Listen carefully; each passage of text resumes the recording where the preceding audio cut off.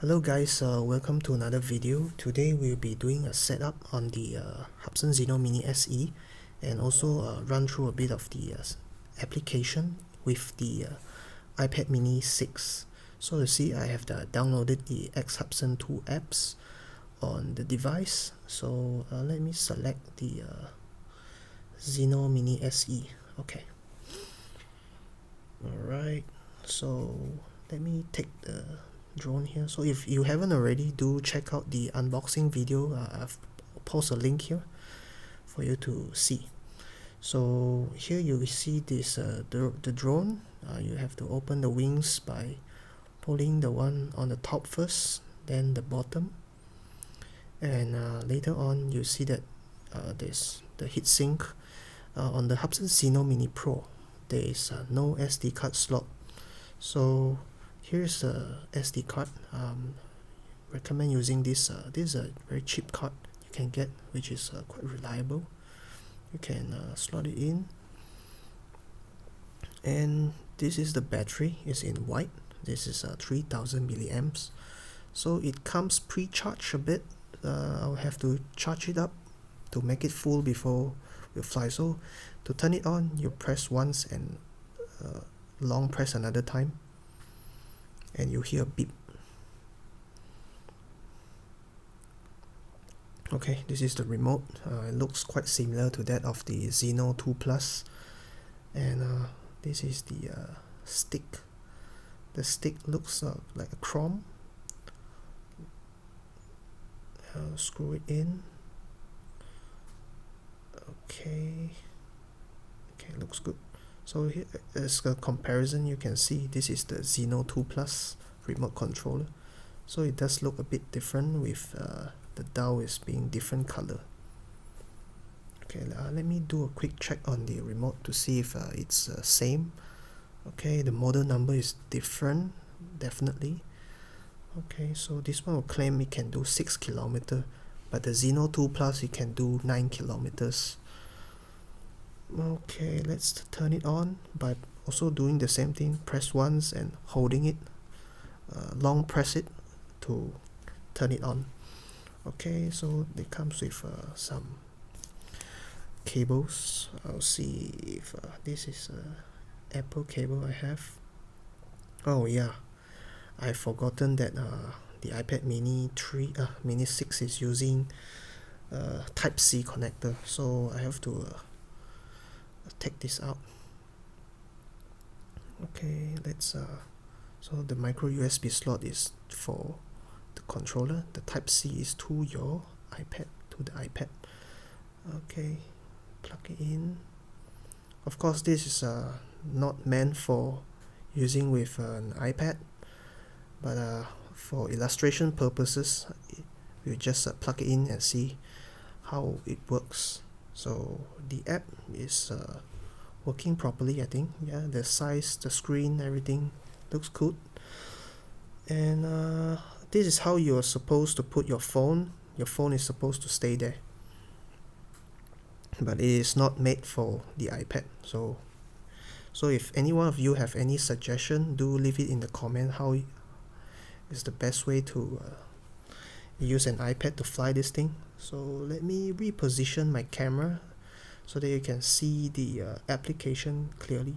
So definitely the screen is very the screen quality is very good on the iPad, and with the 1080p FPV feed, and this will work perfect.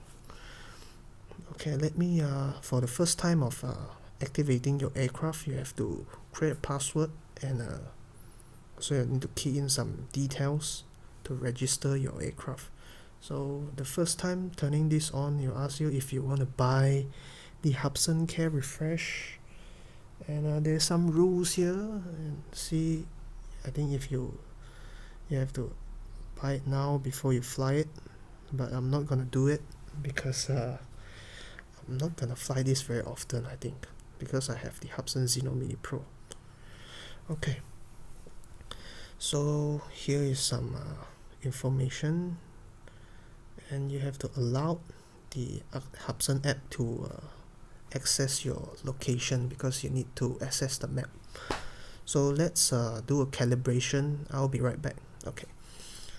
So once the calibration is completed, you go into the menu.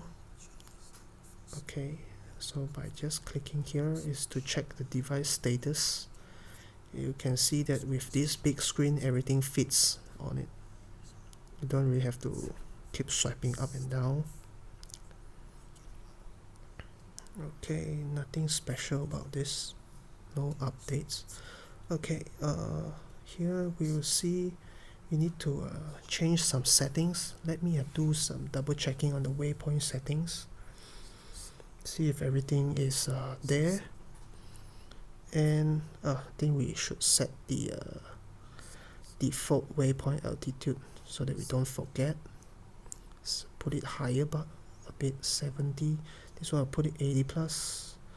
And the return to home point. So the auxiliary light, you see that they added a new function to it called the slow flashing. Yeah, we should try that later on.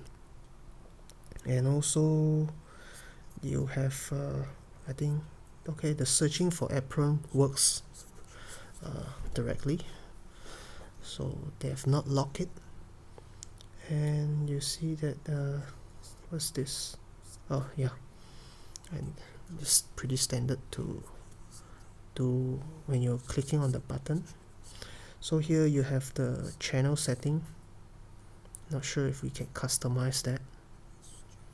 Okay, the gimbal, I'll just leave it at a slower speed. And this is your map. So you need to click on this just to center the aircraft in your navigation box. And checking on the battery. This battery I haven't charged it yet, so it shows 0 charge. Okay, live streaming platform. So on an iOS device, you'll get Facebook live stream, but not for your Android device. Do take note on that. Okay, I think that's about here. Let's go to the flight mode. You have normal mode, hyperlapse. Hyperlapse, you have 2 mode, free and circling. Okay. And let's check on the camera parameter. You can do menu, everything is unlocked. The exposure setting, you can change it. This is the resolution, so you can shoot in 2 types of frame, 25 and 30 frames.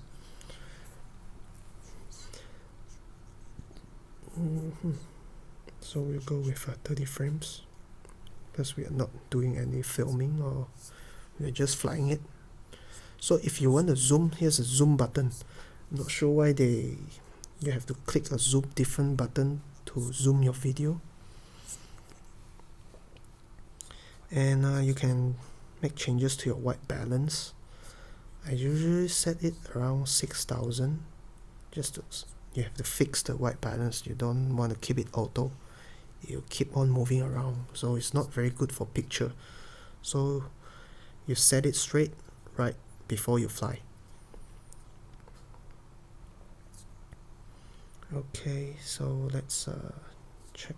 Oh, let's do another checking on the shuttle speed.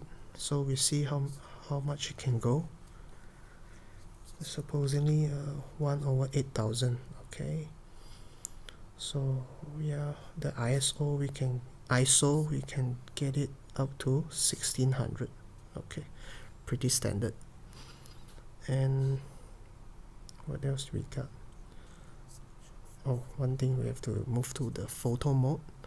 We will check on the what you call this? This is a burst mode. You capture how many pictures in one click of a button on your shuttle. And this is for your time lapse, so you can select how many seconds it would, for each how many seconds later on they will take one picture. So the lower, the more picture you get. So on panoramic photo, they inform you that you have to do your stitching yourself. So I have some videos on that, and more to come later on. Do check it out here. So you have a 4 mode. I'm not sure why this is blinking. I need to report this to them. Okay, so you have 4 mode of panoramic photos. And what else? This button is to take off, and let's check out the waypoint. So if you're not familiar with how to operate a waypoint mission with Hubsan Zino drone, do visit this link and also a description here in my video, so that you don't crash your drone when doing it, because it is very prone to crashing if you're not sure what you're doing in a waypoint mission. So this is a creative video mode. You also have this in the DJI version of the Mini and Mini SE and DJI Mini 2. So they call it quick shot in DJI. So here we can't do a line flight test, so let me put this aside, and we'll measure the temperature. I'm holding the heat sink. It's not very hot, not as hot as the Hubsan Zino Mini Pro. So definitely this is much less hotter. Let me find the temperature gun. Okay, here, as you can see, the temperature is measured at about 40 something, 47, but if you put it closer, it is about 50 something. So it's, but I can feel that it is much less hotter than the Hubsan Zino Mini Pro. So maybe there won't be any overheating issue with this.